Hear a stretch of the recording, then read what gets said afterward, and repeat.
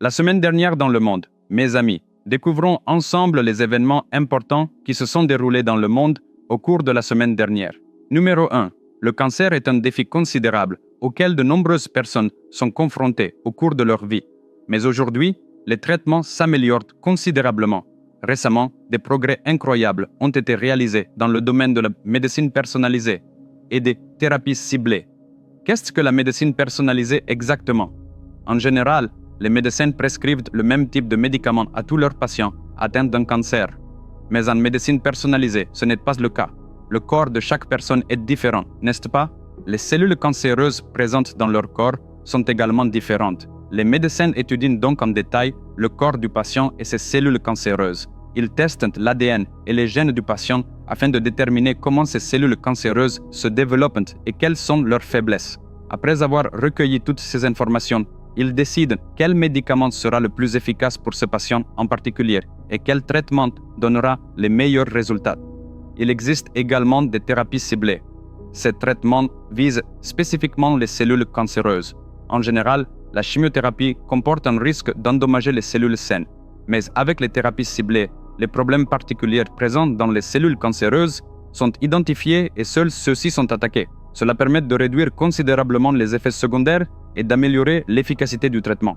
Cela donne beaucoup d'espoir à des millions de patients atteints de cancer et à leurs familles dans le monde entier. Numéro 2. Une invention extraordinaire a vu le jour dans le domaine de la santé cardiaque, le plus petit pacemaker au monde. C'est vraiment incroyable. Qu'est-ce qu'un pacemaker? Notre cœur a un rythme particulier. Il bat à une vitesse fixe.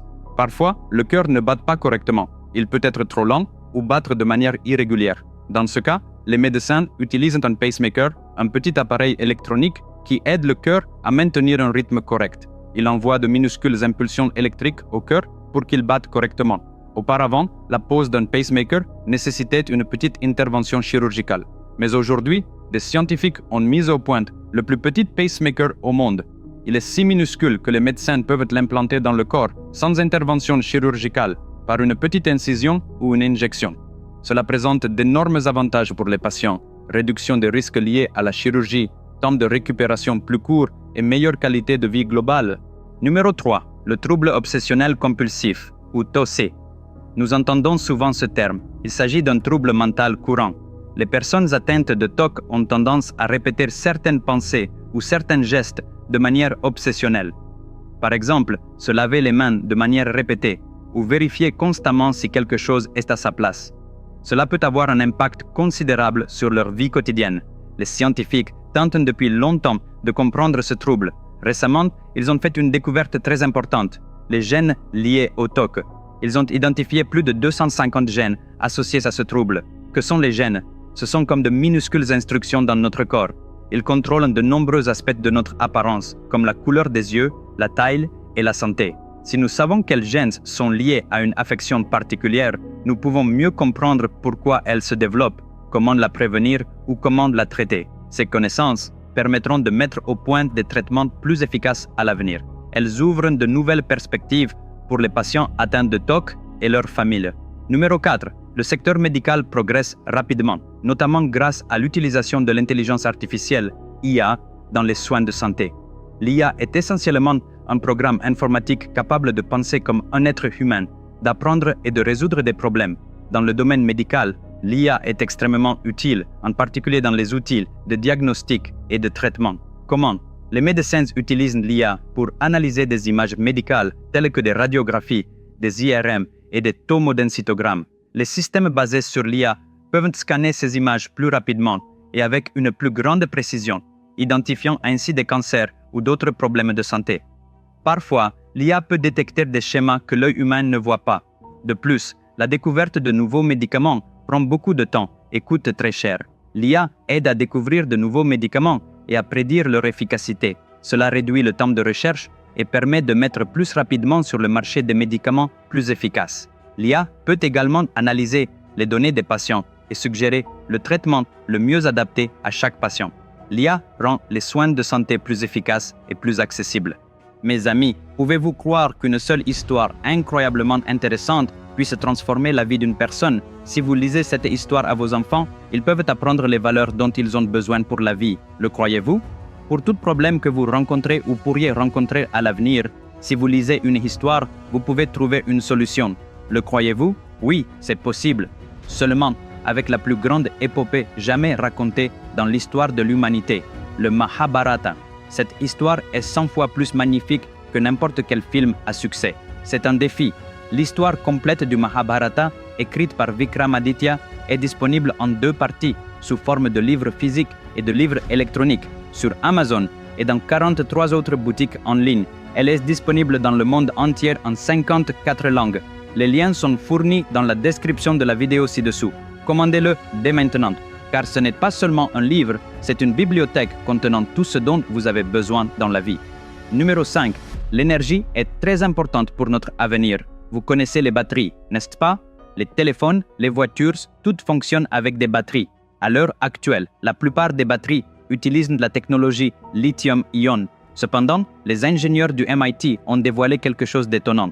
Une nouvelle technologie de piles à combustible utilisant du sodium métallique et de l'air.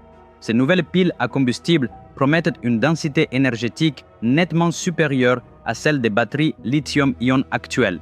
Cela signifie qu'elles peuvent stocker encore plus d'énergie pour un encombrement identique. Imaginez des voitures électriques pouvant parcourir de plus longues distances avec une seule charge. Le lithium n'est pas disponible partout et il est coûteux, mais le sodium est abondant dans l'eau de mer et dans le sol. Il est moins cher et facilement accessible. Cette technologie peut contribuer à prolonger la durée de vie des véhicules et des appareils. Numéro 6. Cette avancée dans le domaine du sodium air s'inscrit dans une tendance plus large en matière de stockage durable de l'énergie. Nous disposons de sources d'énergie renouvelables telles que l'énergie solaire et l'énergie éolienne, qui sont propres et non polluantes. Mais le problème est que le soleil ne brille pas tout le temps et que le vent ne souffle pas constamment. Comment utiliser l'énergie lorsqu'il n'y a ni soleil ni vent? C'est là que le stockage de l'énergie devient important. C'est pourquoi les batteries à semi-conducteurs ont été inventées. Au lieu d'utiliser des électrolytes liquides, elles utilisent des électrolytes solides. Elles sont plus sûres et peuvent stocker plus d'énergie. Elles sont utilisées pour stocker de grandes quantités d'énergie à plus grande échelle, comme les réseaux électriques. Toutes ces innovations rendent les sources d'énergie renouvelables plus fiables, ce qui nous permet de continuer à utiliser une énergie propre, même lorsqu'il n'y a ni soleil ni vent. C'est une étape très importante pour l'avenir. Numéro 7. Avez-vous déjà entendu parler de la recherche sur l'énergie de fusion? Qu'est-ce que l'énergie de fusion? Il s'agit du même processus que celui utilisé par notre Soleil pour produire de l'énergie. La fusion de petits atomes pour former des atomes plus gros, ce qui libère de l'énergie. C'est une énergie extrêmement propre, car elle ne produit pas de déchets radioactifs à long terme. Le mois dernier, des progrès significatifs ont été réalisés dans ce domaine. Les scientifiques se rapprochent de la création d'une réaction de fusion capable de générer de l'énergie. Si cela aboutit un jour, nous disposerons d'une source d'énergie propre et pratiquement illimitée. Cela pourrait changer fondamentalement notre monde. Même le plus petit pas nous rapproche de cet avenir incroyable. Numéro 8. La pollution lumineuse des océans. Oui, ça existe. Vous avez probablement déjà entendu parler de la pollution lumineuse dans les villes, où l'on ne peut pas voir clairement le ciel nocturne. Eh bien, cette pollution lumineuse atteint désormais les océans. Selon une étude récente, plus d'un 1/5 des océans du monde sont touchés par la lumière artificielle la nuit.